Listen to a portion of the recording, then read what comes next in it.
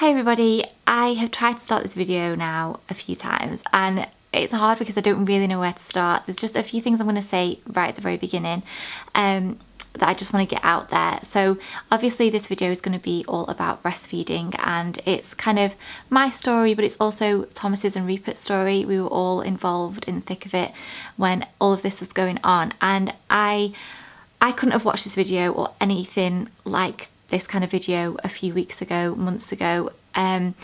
I know this won't be for everybody. I know that this could be triggering for a lot of people. So if any of you have had maybe not the best experience with breastfeeding, then I would say if you don't want to watch this, turn off. It's completely fine. I completely get it. I'm filming this not really so that I remember it and that I'm documenting it, but I'm filming it because I wish that I'd seen a video like this before I'd had Rupert. And if any of you are pregnant, if any of you are hoping to breastfeed, if any of you have been there and done that and you just kind of want the reassurance that someone else's story was similar to yours, because one of my really good friends here on YouTube, Charlotte Taylor, she actually was amazing when we were going through all of this, but also she had filmed a video on this and I just hadn't seen it, and her kind of experience was a lot like mine with her last baby. So it's just kind of something for you to all kind of, it's just a different story. It's another person's story. It's another experience, and I just wanted to share it basically and just to get it out there. I don't know how easy I'm going to find this or how difficult I'm going to find it. Today we have been out. Tommy gets Mondays off, so it's Monday today, and we've just nipped into town, had some lunch, a little Primark shop, and I actually bought this black hoodie in Primark about 2 hours ago and I've thrown it on. So I just didn't want to sit here in like glammed up. I've literally just got back from the shops and I just wanted to film this and sit down. Thomas is downstairs with Rupert, so you might be able to hear them in the background. I find myself more and more these days when I sit in front of the camera and film, just want to talk to you all for ages. Anyway, I'm sidetracking. I just wanted to make a point that I just wanted to come in, sit down and film. I've not like touched up my makeup. I'm not sat in like a pretty top. I'm in a black oversized hoodie. I'm still wearing my jeans that I've been out in today though. Can't breathe that well, but that's a whole different video. So breastfeeding. So a lot of you will know, if you've kind of watched these videos for a little while, I actually made a video on breastfeeding before I had Rupert and stated in that video that if I was able to, I really wanted to breastfeed him. And that was kind of like the only sentence that I would ever say about breastfeeding. It was always that I would really hope to. And when I was pregnant, I think you get like, it gets like rammed down your throats about how good breastfeeding is and all the pros for it.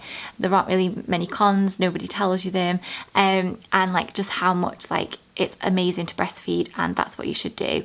And whenever I'd speak to like family members or friends that have breastfed, it was always like, oh yeah, it's amazing, you should breastfeed, you are breastfeeding, aren't you? It's like there wasn't like a question about it, it's just that's what was expected and that's what's recommended.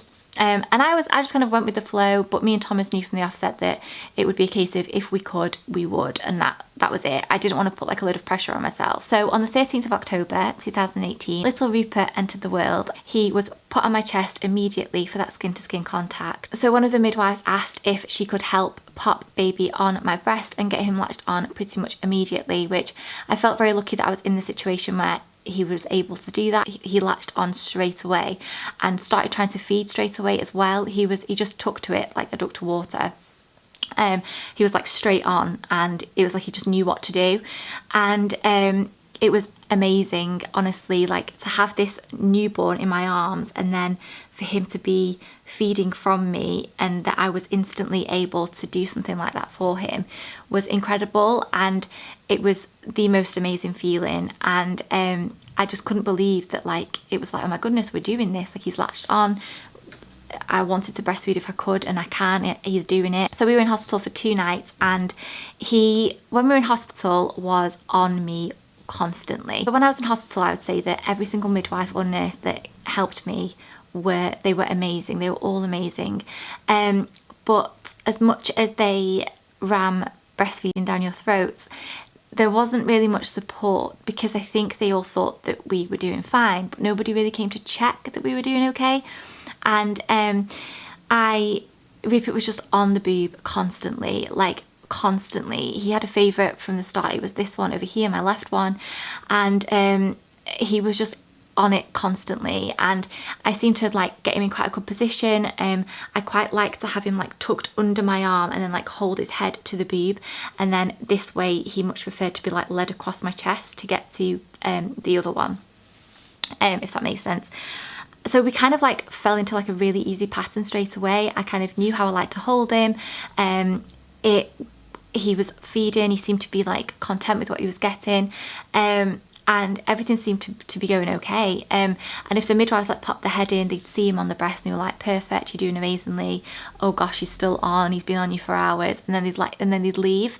But I just thought it was all kind of normal, that obviously if he was hungry he'd want to be on, and it was very comforting, it's a skin to skin, and obviously the more that they suck and feed from you, they kind of up that milk supply. So I only ever imagined that it would be a good thing.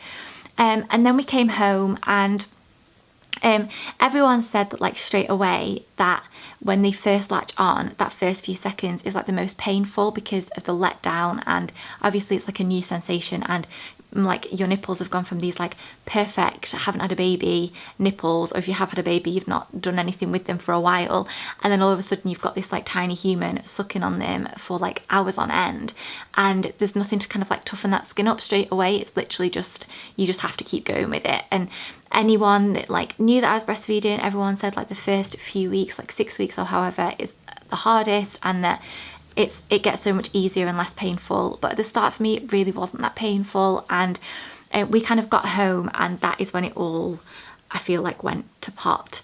You kind of lose that stability of being in the hospital and having all of these people around you if you need anything. And there was a couple of times in the hospital I would say to one of the midwives, is he okay, like is he latched on properly, or he's like so nuzzled in here, can he breathe? And I would ask like questions like that, but everyone seemed to think that we were doing fine. And that first night when we came home, I was saying to Tommy before that I was going to film this video, I can't really remember the actual like days, like whether it was like Tuesday the 15th or whatever it was. I can't remember the facts, but I did start writing everything down as it was happening, but it was too hard, so I don't have the actual like facts. I know how long it was, I know like what happened and when, but as regards to actual like dates and times and facts and figures and stuff like that, or just the figures, I just don't have them.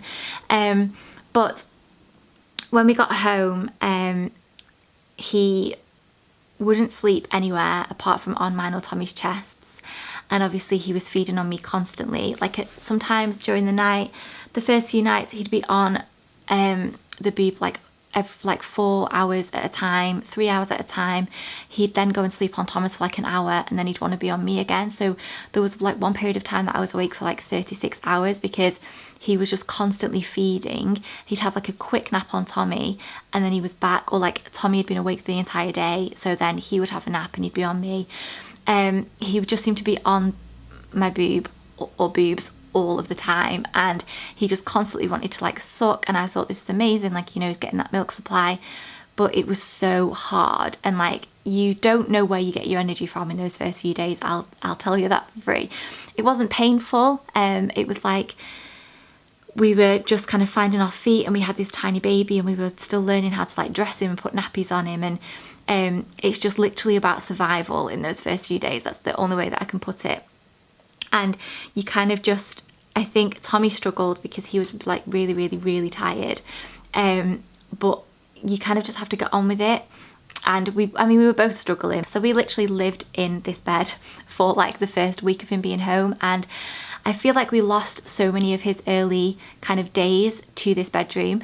I don't know if anybody else had the same experience, but we saw like my mom, my mother-in-law, and my sisters, my dad, like close, like in immediate family came round. They all visited him in the hospital, which I think was like a really good thing to do, because we were in that kind of like stability. We had that stability, and it was like that sleepy baby phase where the first few nights they're so tired anyway, because it's like, oh my goodness, I'm in the big wide world, and they're just kind of very snoozy anyway. So we did a lot of like visitors right at the start, and in a way I'm really glad of that, because we were kind of like in this bedroom for 2 weeks. Thomas's paternity leave came to an end, and we'd not really done anything, and we'd been out for his first walk a few days before Tommy went to work. But I know I'm going off like context here, but you'd see people on social media like upload that had had a baby like just before you or just after you, and they're out and about in supermarkets, and it's just a lot. Like, you're caring for this tiny baby, and I don't think anybody really prepares you for what it's like. Nobody really tells you what it's like, and honestly, they were like the hardest days of my life ever. And it's so strange because you're completely and utterly in love. You're so proud of yourself. You feel so empowered that you've just given birth to this baby, and yet I felt so lonely and so sad, and so I think that it's the tiredness. The tiredness does not help. So you just have lots of biscuits. I had loads of rich tea biscuits, chocolate buttons. Like, in this room, we literally just in the bed was just filled with rich tea biscuits and chocolate buttons. And then I had like Lucozade sport bottles lined up, because when you're breastfeeding, it's so important that you stay hydrated, and that it's very important that you have your nutrition as well, because you're passing that on to baby. Like, you need the calories because you're losing them through the milk. Anyway, to like just get on with this video, we were breastfeeding, everything was fine, and then it started really, really hurting. And my left breast, I think because he'd fed on that so much, all of a sudden he decided that he was going to go off my left breast, even though that was like his favourite one from the start, and he just wouldn't take from it, which meant that this one had been really sore because he would like take from it and take from it and take from it, and then this one got really sore because he went off this one, so he was just using the right one all the time. It was probably about a week in, it started getting like really, really tough. I ended up with mastitis in both of my breasts, which is basically both of my breasts got infected. They were, honestly, I'll sit here and be honest with you, if any of you are going to go through this, they were like cracked, they were bleeding, that like pus was coming out of them. It was disgusting, but they were so sore, like nothing could brush against them. If I was wearing a t-shirt, if I moved like a tiny little bit. But everybody says like to keep feeding baby through, because the milk, passes out. Sorry, I'm getting all in a tears. The infection can kind of be dragged out through the milk, and that basically like keeping the baby on toughens your nipples up, and that's like the best thing to do. And I was so adamant. I was just like, I am breastfeeding him. I'm not giving up. Everyone says this is the hardest time. But I was sobbing 24/7. I could just so sad. It was the tiredness. It was how I was struggling. Nothing had prepared me for how difficult it was going to be, and I felt so incompetent. And there was no support. It was like we rang the hospital and they were like, it's normal, keep going. We rang the doctors, it's normal, keep going.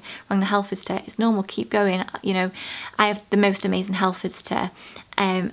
It's a struggle to be open with people as well, I think. And you want people to think you're coping, you want people to think you're fine. And it started getting to the point like we couldn't have people coming around because he was on my boob for so long that it was like, and then he'd feed on me, and then he'd immediately fall asleep on the boob. So we'd get like a little bit of time where he wasn't on me. The minute he woke up, he would scream, and the only thing that satisfied him would be to be back on my boob, even if he'd just had a massive feed. If he'd been on my boob for like 5 hours and then fell asleep on it and then was awake, he would scream instantly. Like nothing would soothe him apart from that. And people would be like, rock him, put him in his pram, put him in his bed and rock him, put white noise on the background. Nothing would help. And it was getting to the point where I was dreading him waking up, because I knew that whenever he woke up, he would be back on me. And it was, even though I wanted to do it for him, it was the most painful thing. And it was just like, it got to the point where every feed I was shrieking out in pain. I wouldn't even call them feeds, to be honest. Now we know, weeks on, how much of like a baby he is, that he loves to suck for comfort. In the hospital they said, you've got a really sucky baby, like you're gonna, you know, you'll be buying dummies before you know. When you have expectations of something, and even though you know it's going to be hard, but then it completely surpasses that. I don't know how we'd have got through those first few weeks without Tom's mum. She was honestly a lifeline. She was here constantly. and like to make sure we were eating, to try and give me tips. They both saw me in like all different forms of like, oh, like not wearing, I was a mess, a complete mess. I was crying constantly. I was just so sad, and it was just, honestly, it was traumatic. It got to the Sunday, I think it had been 9 days, and it got to the Sunday, and we actually found, or I found, a breastfeeding expert online who's like local to our area, who does a lot of training with the midwives, and she's been on like the BBC News talking about breastfeeding, and she just seemed to know her stuff. We paid £80 for her to come round. I couldn't have faced going to a breastfeeding group, even though I know they're around. It had got too far on from that. I was past that kind of, like, I couldn't leave the house. It was like, what do I do if I can't have people coming round visiting him? I can't leave the house because the minute he goes on, I'm screaming in pain. I got put on antibiotics, and eventually, obviously, the infection kind of like goes away. They healed up. I filmed a video with breastfeeding, kind of like talking about breastfeeding and talking about some favourites and stuff, but they were called lily pads, and rather than using like breast pads that are like the paper, they're kind of like silicone, and they were a lifesaver, honestly. And this Sunday this woman came around, and she was amazing, and it was like, she's basically said, okay, I think he's got a tongue tie, he's not latching on properly at all, there's no wonder you're in pain, you've not been shown the correct way to breastfeed, and now you're in a mess. And I was so relieved to know that I did have mastitis, he did have a tongue tie, that it wasn't just because I was a wuss and I was finding it difficult. He had this tongue tie, which is a little bit of skin at the bottom of his tongue that can sometimes make it difficult for them to latch on. He wasn't latching on properly. He was doing a lot of sucking around the edge of the nipple rather than the full breast, which was obviously causing me a lot of pain. This woman showed me how he should be latching on properly, how to do it, how to kind of breathe through that initial pain. But because it had gotten so bad, it wasn't initial pain anymore, it was like constant. And when she left, it all just fell apart again, and it was like, okay, I can't have a woman constantly with me putting this baby on the boob properly and like calming me down and settling me. It was just so painful, and I think if it had gone on any longer the way that it was going, I would have been right back into a depression. I think I would have gotten so sad and so in such a state of despair that I wouldn't have been any use to anybody, and that's what it was getting like. It was just a case of I just wasn't able to enjoy him. Sorry, the baby's crying downstairs, and I just had to check that everything was all right. I think he wants more milk, so I was just advising Tommy. So on the Monday, it stopped recording, I'm not sure where. Hopefully I've got everything that I've just spoken about. On the Monday, the day after this woman had been round, that was the day that I just got so desperately sad that we'd not done anything with him. We didn't go out on his first walk, we'd not been anywhere with him, we'd not really had many people around, he'd not met a lot of people. It was just a constant cycle, and he was just on all the time, or he was crying to be back on, and it was so difficult. And on that Monday, we'd been out because I'd got so upset that we'd not, taken him out. We put him in the pram for the first time, and we went up to our park that's just kind of like along our road. I just felt empty, like there was nothing behind my eyes, and I haven't felt like that in a very long time. And as I was saying before, like I think if I'd carried on, I would have been in such a depression. When we got back from the park, I had a little bit of express milk in the fridge, and he was completely refusing the left breast at this time. And then when he went on the right, he was just screaming, like he wouldn't latch on. He wouldn't latch on to either of them, and I don't know whether it's because they were both infected. I don't know whether one of them was because he hadn't latched onto it for so long because he'd completely gone off it, that the kind of milk supply was so rubbish that he just didn't want to be on there. But he basically was refusing the left, and I couldn't get him to latch onto the right, and I was on the sofa downstairs, and he latched onto the right, and it was so painful that I was absolutely screaming and crying in agony. And it got to the point where I was holding his little arm. I was in so much pain and he was shrieking because he obviously wasn't getting what he wanted. Thomas was crying because he could see what was happening. There was nothing he could do. And I had a little bit of express milk that I'd put in the fridge. So Thomas went and got that, and it was about 2 ounces in there. And Thomas went and got it out of the fridge, and I fed him that, and he was still crying, and he just was crying for more milk, and I had nothing to give him. It got to the point where I sat there and I remember looking at Thomas and saying, I have no way to feed my baby, like I can't feed him. And Tom's mum was there, and she was just like, right, this isn't happening. You need, whether it's combination feeding or what, for now, we need to go and get you some formula, because this isn't, you can't do this any longer. I think she was really worried about me and the effect it was having on all of us. And obviously, if Rupert was seeing me crying and shrieking out in pain, he mimics that, and I just didn't want him to always associate me with crying, because I was just so sad, and I just so wanted to be able to do it for him. And I was texting Tom's sister and Tom's mum, because Tom's sister breastfed Charlie, and I just wanted that constant reassurance, and I kept going and I kept persevering, and the days went on. But this day, when it stopped, it was tea time, and I just had no way of feeding him. And that's what they don't prepare you for in hospital or any antenatal class is, yes, breastfeeding is amazing, do it, these are all the pros, this is why you should do it, babies benefit from it, but there's no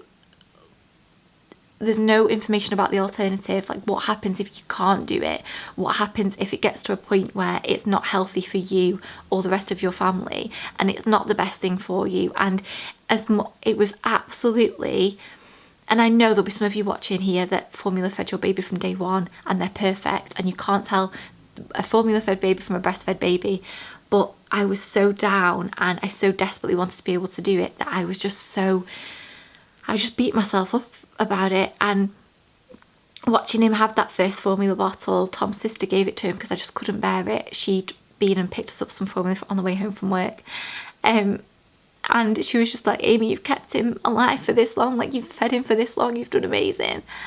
And watching him have that first formula bottle was like honestly a knife through my heart. And at this point I hadn't made any decisions about the future, but I just was so desperate to be able to do it for him, and I was so sad that I hadn't managed it. It was just like that bond of him being on me that I knew I was going to miss and that I craved. We had his tongue tie sorted.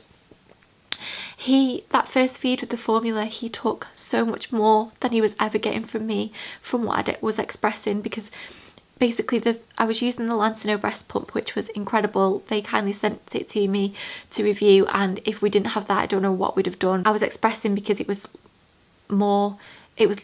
less painful to express than him being attached to me. So it was a case of, while I was on these antibiotics, to let them have a little bit of a breather, I was expressing milk for like a day or so, and there was no way that I was going to keep up with him. That first bottle that he had, he just guzzled it. He's just thrived from it, and it was like those first few feeds, he was content. He was like a completely different baby. He didn't cry anymore. He slept. He was happy to go in his pram. He was happy to go in his crib. Like he still wanted to be on Thomas and I, but it was like he was full, and he was finally getting what he needed. And again, that was something that I was just like, well, I obviously couldn't do it for him. I wasn't able to produce enough that he wanted, and it's my fault we've ended up in this mess. And I blamed myself for so many weeks, I can't tell you, and I just sobbed and sobbed and sobbed. I have some photos that I took, which I might share in this video, I might share on Instagram, I don't know, of like the saddest days of my entire life, honestly, because I just can't explain to you what it was like. And even like weeks after, when if we'd be out in public, it made being out in public so much more better and more accessible for us, because he wasn't just like on my boob for 5 hours and then screaming, which I could never have gone out and sat in a garden centre cafe with him doing that. But buying the formula milk and getting the formula bottle out on the table, and I know it's ridiculous, was just like a constant reminder. And I felt like everyone was looking at me thinking, she's got a tiny baby, why on earth isn't she breastfeeding him? And just so much judgment constantly from other people. And that's one of the reasons why I wanted to make this video, and it's probably super, super long. To cut a long story short and sum everything up, it was amazing. I am so proud of myself that I managed to do it for those 10 days. But it's actually quite amazing when you start talking to people that say, oh yeah, I breastfed my 4 babies, I breastfed 2 of mine, I breastfed, and then you start talking to them like, oh well, I only breastfed for the first week and then it got really tough, or oh well, I've breastfed for the first 3 days so he had what he needed, and then we went on to formula, oh we combination fed, so we had a bit of breast and a bit of formula. And it's like, when people say they breastfed, you just imagine that they've done it for months and months and months, and some people do, and it's amazing. And my experience with Rupert hasn't put me off trying again. If we have another baby, I will do it exactly the same, apart from I will ask for help sooner. The minute it starts hurting, you need to ask for help. And I have people messaging me on the daily on Instagram saying, are you breastfeeding? It's hurting me, what do I do? And I'm just like, speak to your midwife, speak to your health visitors, because it's all about how the baby latches on. And if you can get that right in the early days, I just think then you're on such a good course for the future. And that really was probably where we just kind of really sidetracked. And when I had healed up and his tongue tie was, we'd had his tongue tie snipped, it was maybe like, we were like 2.5 weeks in by the time my boobs had healed up, and I was still expressing. I expressed for maybe like another 2 weeks after that. And then even that was making me miserable. So I'd basically express as much as I could express into this electric breast pump, store that in the fridge, and then anything, like if he'd have 3 ounces of mine, we would then top it up with formula if he hadn't had enough. It got to the point where expressing was making me feel the exact same way that breastfeeding was. I was attached to the pump 24/7, and you know, a lot of people say like you won't be able to produce milk if you're stressed, if you're tired, and it was a case of like I was getting up with him to do a night feed at 3 a.m. I'd finally managed to get him back to sleep, put him down in his crib, and then these days feel like so long ago. Then I'd have to go back downstairs and express for an hour where I could be sleeping while he was sleeping, and I just felt like I was never ever sleeping, because then when he was awake I was looking after him, and I was just, any moment that I got, like if Tom was here, we had people around, it was like, right, you hold the baby, I'm going to go and express. And I just felt like I just was never with Rupert. I was always attached to this pump, and as amazing as the pump is, I just wasn't producing a lot of milk, and I was getting maybe 2 ounces out of one breast, 4 ounces out of the other, but it would take so long to get that out. And obviously you've got to do it every few hours to keep your milk supply up, and I was just so miserable. And I decided to stop expressing when we were going to Whitby for the weekend for a family members' wedding party. When we got there, we were sharing a house with all of Thomas's family, and I wasn't just gonna be able to sit, like if they were all gonna go out for the day, I couldn't have sat attached to the pump. And my feet, I was kind of like drawing them out longer and longer, what I was expressing, and it just wasn't working for us as a family. And I think that's the bottom line, is that you need to do whatever is right for your family, and whether that's breastfeeding like solely, exclusively, whether it's combination feeding, whether it's formula feeding, however you choose to feed your baby, it's not breast is best, which you see everywhere, it's fed is best. He was so much happier when we put him on formula. It was like he just was full and content, and we were able to get into a routine, and we were able to enjoy him, and all that anxiety and that sadness kind of went away. And then like a few weeks later, when everything is kind of happy and fine and dandy, I found myself thinking, oh gosh, I wish I'd not let my milk supply dry up, because I probably would want to try again now, but I know that it would have just ended up in the same way, and I couldn't have just carried on like that. And there and then, that was the best decision that I could have made, and I can see that now. There was so much guilt and so much pressure, and pressure that I'd put on myself, if I'm honest. I just was so set on doing it and persevering with it. But you just have to do what's right for you and your baby and your family. And it was a case of the friend I mentioned at the start, Charlotte, was messaging me saying, you need to appreciate his like tiny toes and his first giggles, and cuddling him every minute of the day so you can take in every ounce of him. And I wasn't doing that. I wasn't holding him, because any minute that, like, because I wasn't feeding him on my breast when I was expressing, I was never with him, and it it was just miserable, and I wasn't sharing anything on social media. It was just a really terrible time, and I honestly think that I experienced trauma with it, and I think that if I had decided to carry on, I still wouldn't be sat here talking to you about it. I think we would have really struggled. So he is on Aptamil. We had the Lancino bottles, and he really liked them straight off. The teat is very much like how it would feel if he was feeding from the nipple, so they're quite good if you're going from breast to bottle, because there's not, like, they're meant to be very similar. And we also use the MAM bottles, which we really like as well, and they're kind of all interchangeable, and they all kind of screw off, and they're self-sterilise, and you can just pop them in the microwave and stuff like that. So I think that sums it up. If you want me to do a Q&A on anything baby or anything breastfeeding or feeding in general, I will do. I hope this has helped some of you. I don't know if I've even covered any points I wanted to cover. It feels like a whirlwind. It feels like it was ages and ages and ages ago. He is thriving, he's doing amazingly. He's the happiest baby I've ever met. He's just so giggly and smiley, and he's just so content, and he's coming on leaps and bounds, and I honestly couldn't love him anymore.